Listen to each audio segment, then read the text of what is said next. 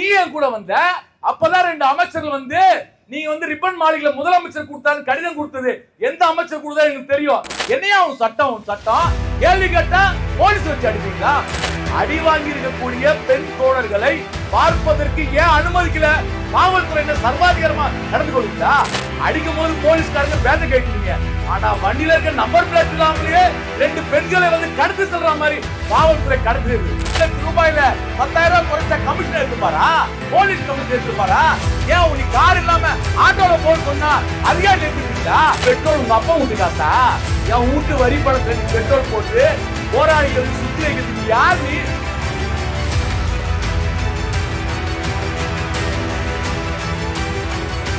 $23,000 சம்பளம் வாங்கினால 10,000 ரூபாய் சம்பளம் கொடுப்பேன்னு சொன்னா எவன் எடுத்துப்பான்? இங்க இருக்கக்கூடிய ஆணையர் இருக்காரு, அவர் வாங்குற 2 லட்சம் ரூபாயில 10,000 ரூபாய் குறைச்ச கமிஷன் எடுத்துப்பாரா? போலீஸ் கமிஷன் எடுத்துப்பாரா? ஏன் உனக்கு கார் இல்லாம ஆட்டோல போன்னு சொன்னா அதிகாரி எடுத்துப்பீங்களா? அதிகாரிக்கு ஒரு நீதி, தெருவில் பெருக்கிற தொழிலாளிக்கு ஒரு நீதியா? என்னையா உன் சட்டம் கேள்வி கேட்டா போலீஸ் வச்சு அடிப்பீங்களா?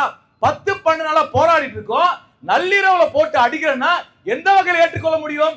மார்க்சிஸ்ட் கம்யூனிஸ்ட் கட்சியின் சார்பாக போராட்டம் தொடங்கிய சில நாளிலேயே ரிப்பன் மாளிகையில போராட்டம் நடத்தினோம். தூய்மை பணியாளர் கோரிக்கை நிறைவேற்ற வேண்டியது அரசாங்க கடமை என்று சொன்னோம். 10ஆம் தேதி காலை போராட்டம் நடக்கூடிய இடத்திற்கு மார்க்சிஸ்ட் கம்யூனிஸ்ட் கட்சியுடைய மாநில செயலாளர் தோழர் சண்முகம் வந்தார். அவர் வரும்போதே அவர்கிட்ட மாண்புமிகு அமைச்சர்கள் நேரு அவர் பேசினாரு, மாண்புமிகு அமைச்சர் சேகர் பாபு அவர் பேசினாரு. அவர் பேசியதெல்லாம் கேட்டு போராட்டத்தில் இருக்கக்கூடிய தொழிலாளர் கோரிக்கையை அரசின் கவனத்திற்கு எங்கள் கட்சியுடைய மாநில செயலாளர் எடுத்து சென்றார். ஆனா என்ன நடந்தது? எந்த விதமான நடவடிக்கை எடுக்கவில்லை. பதிலாக என்ன செய்ய சொன்னா போலீஸை வைத்து அடித்திருக்கிறார்கள், நள்ளிரவுல அடித்திருக்கிறார்கள்.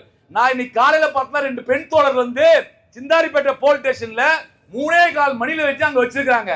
காலங்காத்தால 10 மணிக்கு போய் நான் அந்த இன்ஸ்பெக்டர் கேட்கிறேன், சார் அந்த பாதிக்கப்பட்டிருக்காங்களே மேல அடிச்சிருக்காங்களே போய் பார்க்கலாமா சொன்னா, இன்ஸ்பெக்டர் நம்ம லிமிட் இல்லைங்க, நான் மேல டிசி கிட்ட சொல்றேன், ஏசி கிட்ட சொல்றேன்றாரு. நான் டிசிக்கு போன் பண்றேன், ஏசிக்கு போன் பண்றேன், ஒருத்தரும் போன் எடுக்கல. எதுக்கு? அடி வாங்கி இருக்கக்கூடிய பெண் தோழர்களை பார்ப்பதற்கு ஏன் அனுமதிக்கல?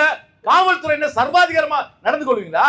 சரி, அடிச்சு முடிச்சுட்டு அப்புறம் தகராறு சொல்லிட்டு அந்த இறக்கி 2 பெண் தோழர்கள் வச்சு ஜிஹெச் கூட்டு போறேன்னு சொன்னாங்க. நாங்கெல்லாம் பின்னாடியே போனா ஜிஹெச் அண்ணன் போட்டு ஒரு யூ டர்ன் போட்டு திருப்பி வேற இடத்துக்கு போறாங்க. திருப்பியும் ராஜா அண்ணாமலை மன்றம் போயிட்டு அங்க 3 சுத்து சுத்துறாங்க. எங்கடா பாவில கொண்டு போற சொல்லிட்டு ஜீப்பே போலீஸ் ஜீப் பாத்தீங்கன்னா நம்பர் பிளேட் இல்லாத ஜீப். ஞாபகம் வச்சுக்கோங்க, நம்பர் பிளேட் இல்லாம ஜீப்பை எந்த அதிகாரி பயன்படுத்தினார் அந்த ஆளுமை நடவடிக்கை எடுக்கணும். நீ யார்? நீ சட்டம் நீங்களா முடிவு எடுத்துறீங்களா? எல்லாருக்கும் கான்ஸ்டிடியூஷன் ஒண்ணுதான், உனக்கும் ஒரு சட்டம் எனக்கு ஒரு சட்டம், அதிகாரம் ஆடக்கூடாது, புரியுதா? நம்பர் பிளேட்ல வண்டி நீ எப்படியே கூட்டு போவ?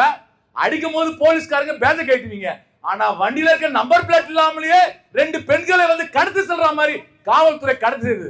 நாங்க 10 பேர் போயிட்டு வண்டி ஹைகோர்ட் மடக்கனா இல்லங்க ஸ்டான்லி ஹாஸ்பிட்டல். சரி, ஸ்டான்லி ஹாஸ்பிட்டலுக்கு பின்னாடியே போனா ஸ்டான்லி ஹாஸ்பிட்டலுங்க சேத்துப்பட்டு போலீஸ் ஸ்டேஷன். சரி, சேத்துப்பட்டு போலீஸ் ஸ்டேஷன் எங்க இருந்து? சிந்தாரிப்பேட்ல இருந்து சென்னையை நமக்கு சுத்தி காமிக்கிறாங்க ரூட்.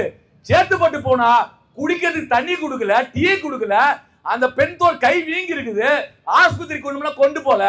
அதுக்கப்புறம் என்ன பண்ண, நான் ஜீப்பை தூக்கிட்டு நான் கிண்டிக்கு போறேன்னாங்க. கிண்டிக்கு போனா கிண்டில இருந்து வேளச்சேரி போறேன்றானுங்க.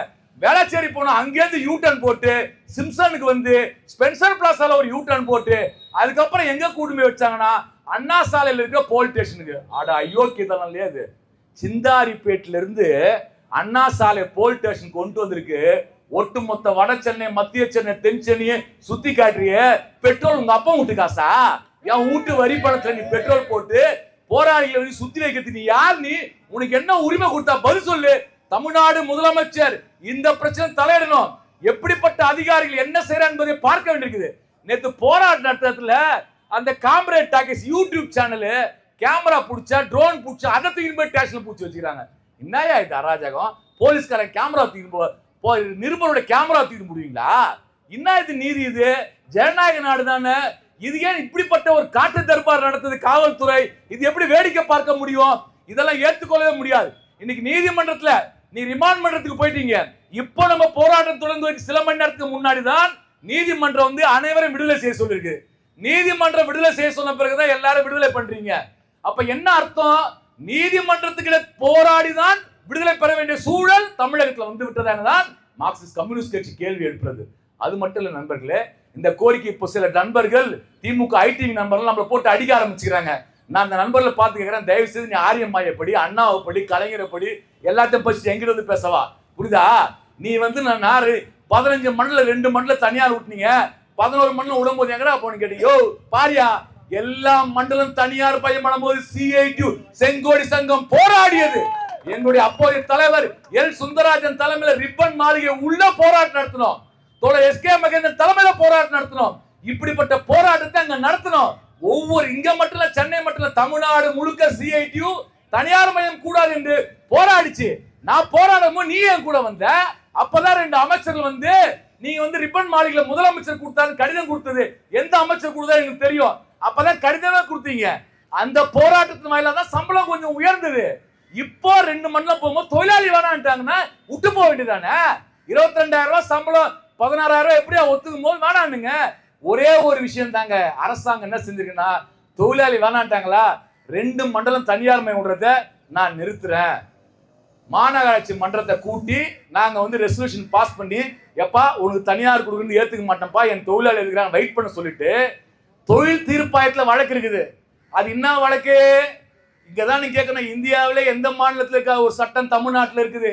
அந்த சட்டத்தின் பிரகாரம் என்னன்னா, தொடர்ந்து 48 மாதங்கள்ல 24 மாதங்கள்ல 480 நாள் ஒரு தொழிலாளர் வேலை செய்தார்னா அவர் நிரந்தரப்படுத்த முடியும். கண்டினியூஸா ஒரு 24 மாசத்துல 480 நாள் வேலை செஞ்சா இந்த தொழிலாளர் என்ன கேக்குறாங்க, நாங்க வந்து வேலை செஞ்சுட்டோம் பர்மனன்ட் சொல்லிட்டு தொழில் தீர்ப்பாயத்துல வழக்கு இருக்குது. தொழில் தீர்ப்பாயத்துல வழக்கு இருக்கும் போது கார்பரேஷன் எப்படி தனியார் கிடுவே? அதான் கேள்வி. இப்ப கேள்வி வந்து என்ன செஞ்சிருக்கணும், ரைட்டுப்பா தொழில் தீர்ப்பாயம் தரட்டும். ஹைகோர்ட்ல தமிழ்நாடு அரசு என்ன சொல்லிக்கணும், சார் தொழில் தீர்ப்பாயம் வழக்க வந்து 2 மாசத்துல விரைவா முடிட்டோம், முடிஞ்ச உடனே கவர்மெண்ட் ஆக்குறேன்னு சொன்னா நான் கவர்மெண்ட் ஆக்கிறோம், இல்லைன்னு நாங்க ஏத்துட்டு போறோம். அவ்வளவுதான விஷயம். அதையே வரல, அதுக்கே அரசாங்கம் வரல, மாநகராட்சி வரல. இதுதான் மார்க்சிஸ்ட் கட்சி முன்வைக்கக்கூடிய கேள்வி, சட்ட ரீதியான கேள்வி. சட்டத்தின்படி நடக்கப்படும் நாட்டில் சட்டப்படி கேட்கக்கூடிய கேள்வி. இந்த கேள்விதான் தொழிலாளர் முன்வைத்தார்கள். இன்றைக்கு ஒரு கொடூரமான ஒடுக்குமுறையை காவல்துறை நிறைவேற்றுகின்றது. அராஜகமா அதிமுக ஆட்சியில தான் காவல்துறை நடந்து கொண்டது. நாம பார்க்காத பிரச்சனையா அதிமுக ஆட்சியில? திமுக நண்பர்கள் நாம எல்லாரும் சேர்ந்தான அதிமுகவோட அராஜகத்தை எடுத்து போராடினோம். ஜனநாயகம் வேண்டும் என்று அதிமுகவோட அத்தனை விதமான செயல்களை எடுத்து போராடினோம். அப்படி வந்த ஒரு ஜனநாயக அரசு அதே பாதையை முன்னெடுத்தால் எப்படி சரியாக இருக்கு என்பதுதான் மார்க்சிஸ்ட் கம்யூனிஸ்ட் கட்சி முன்னெடுக்கக்கூடிய கேள்வி. பாதிக்கப்பட்டவருக்கு நல்ல உரிய சிகிச்சை கொடுக்கணும். மனிதர்களா கருதுங்க. டிக்னிட்டி ஆஃப் லைஃப் எல்லாருமே கண்ணியமா நடத்த வேண்டும். அந்த வகைக்கு அரசாங்கம் முன்வர வேண்டும் கேட்டுதான் இன்றைக்கு மார்க்சிஸ்ட் கம்யூனிஸ்ட் கட்சியினுடைய சென்னை மாவட்ட குழு சார்பாக இந்த கண்டன ஆர்ப்பாட்டம் நடந்திருக்கிறது.